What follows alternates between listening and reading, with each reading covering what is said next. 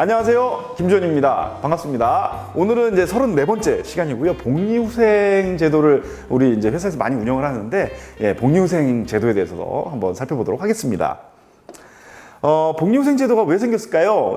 첫 번째는요, 직원들한테 이렇게 좀 더 임금 외의 것들을 주자 라는 차원에서 생겼는데, 정의는 이렇습니다. 임금을 제외한 모든 보상을 우리는 복리후생이라고 정의할 수 있고요. 노동부에서는 이제 임금, 기타 근로조건 외에 추가적으로 기업 부담 하에 제공되는 편익을 복리후생이라고 정의하고 있습니다. 경제적 복리후생이 있고 비경제적 복리후생이 있는데요. 경제적 복리후생 같은 경우에는 조직이 경제적 부담을 지는 겁니다.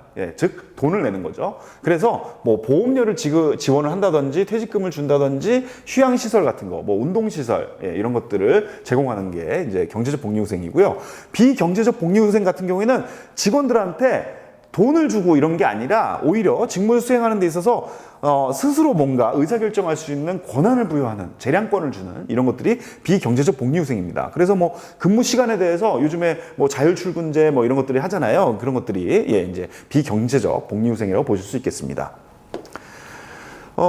이게 이제 복리후생이라는 게 어떻게 생겼을까를 생각해 보면, 사실 아주 과거에 산업혁명 초기 이럴 때는 가부장적 리더십 때문에 생겼습니다. 그래서 간의 수공업이 좀 많았던 그 시절에는 직원들의 이런 기능 수준도 굉장히 낮았죠. 산업화가 된 지가 얼마 안 됐으니까. 그러다 보니까 임금 수준도 굉장히 낮았습니다. 그래서 이제 생계가 어렵다 보니까 그 사장님 이런 분들이 조금 이제 먹고 살아라 라는 차원에서 이렇게 좀 베푸는 차원에서 했었습니다. 그래서 기업주가 아버지 같은 역할을 했던 거죠.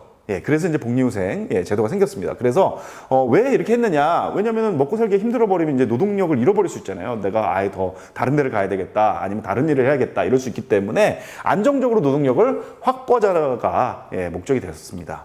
그리고 이제 사회보장법이라고 해서 이제 이거는 국가 차원에서 하는 거고요. 그래서 산업화가 일어난 이후에 굉장히 기업들이 이제 많은 전제적이고 착취적인 그런 인사 관리를 많이 했었어요. 이러다 보니까 나라 입장에서 봤을 때는 국민들이 먹고 살 수가 없게 돼 버리는 거죠. 그래서 처음에는 이제 어린이, 청소년 뭐 이런 이들한테 노동을 아예 할 수 없게끔 만들거나, 아니면 아주 적은 시간만 일을 할 수 있게끔 만들거나, 또는 아예 쉬지 못하는 그런 근로자들이 많았기 때문에 일요일 같은 날에는 일하지 마라. 이런 식으로 나라에서 아예 법률을 제정을 했던 거고요. 우리나라 같은 경우에는 1919년에 경성방직 주식회사라는 곳에서 최초로 도입을 했는데, 그때 이제 제공했던 형태가 기숙사하고 이제 식사 이런 것들을 제공했던 게 최초의 도입 사례입니다. 무엇을 추구하냐면요, 복리후생은 경제적 목표가 있습니다. 결국은 직원들을 사기를 좀 증진을 시켜서 성과를 높이자라는 목적이 있고, 또 노동시장에서도 유능한 인력들을 채용할 수 있게끔 해보자라고 해서 노동시장 경쟁력을 확보한다는 그런 목적이 있고요. 두 번째는 사회적 목적입니다. 이 조직 내에서의 약자, 뭐 임신을 하시거나 이런 분들에 대한 배려, 이런 것도 다 해당이 되고요.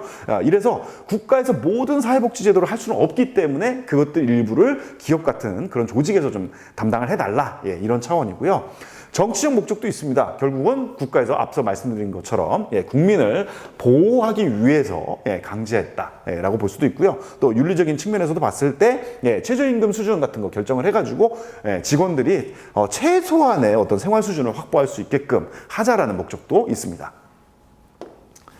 복리후생을 설계를 할 때 좀 중요 요인인데요. 첫 번째는 이제 누구를 대상으로 이 복리후생 제도를 운영을 할 것이냐를 결정을 해야 되는데, 전체 직원을 그냥 다 똑같이 하자라는 방법이 있고, 또 집단이나 좀 개인을 좀 이렇게 나눠가지고 차별화해서 제공하는 그런 방식도 있습니다. 그래서 뭐 예를 들면 연공이라든지 뭐 부서, 또 뭐 근무 장소 어디냐, 그 사람의 임금 수준은 어떠냐, 뭐 또 직급이나 이 사람이 비정규직이냐 정규직이냐, 그리고 성별이냐 연령이냐, 또 결혼을 했는가 없는가 이런 거에 따라서 복리후생 제도를 결정할 수 있는 거죠.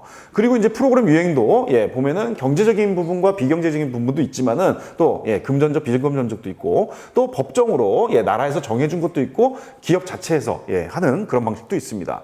그리고 이제 재원을 조달하는 방법도요, 기업에서 전부 다 부담하는 방법이 있고, 또 기업이 한 반 되고, 또 이 복리후생 제도에 수혜를 받는 직원이 반 정도를 나눠서 하는 것도 있고요. 아니면은 이제 기업이라는 이런 조직 자체가 덩치가 크니까 어떤 뭐 다른 곳과 이런 복리후생 제도와 관련해서 이 계약을 했을 때 좀 더 이 가격 경쟁력을 높일 수가 있잖아요. 더 싸게 이렇게 한다든지 이랬을 때 또 수혜자가 전부 다 부담하는 그런 방식도 있습니다. 그래서 이 복리후생을 도입하는 데 있어서 굉장히 중요한 결정 요인이 조직 입장과 직원 입장에서 있는데, 조직 입장에서는 결국은 인건비 내에서 해야 되잖아요. 그래서 인건비를 넘어가는 수준에서 복리후생 제도를 운영할 수 없으니 전체 인건비 내에서 어느 정도 복리후생 비용으로 가져갈 것인지 이런 것들을 결정을 해야 되고, 또 한 가지는 이것들을 도입을 했을 때 정말 직원들의 성과가 높아지느냐, 또 우리가 노동시장에서 우수한 인력을 확보할 수 있느냐, 이런 것들도 같이 좀 따져봐야 되고요. 또 우리 경쟁사들 이런 데들에서 복리후생 도대체 어떻게 하고 있지? 왜냐면은 임금뿐만 아니라 이것 복리후생 수준 가지고도 직원들이 많이 이동을 하기 때문에 이것도 같이 살펴봐야 되고, 또 나라에서 정한 그런 법정 요구 수준도 함께 살펴볼 필요가 있습니다.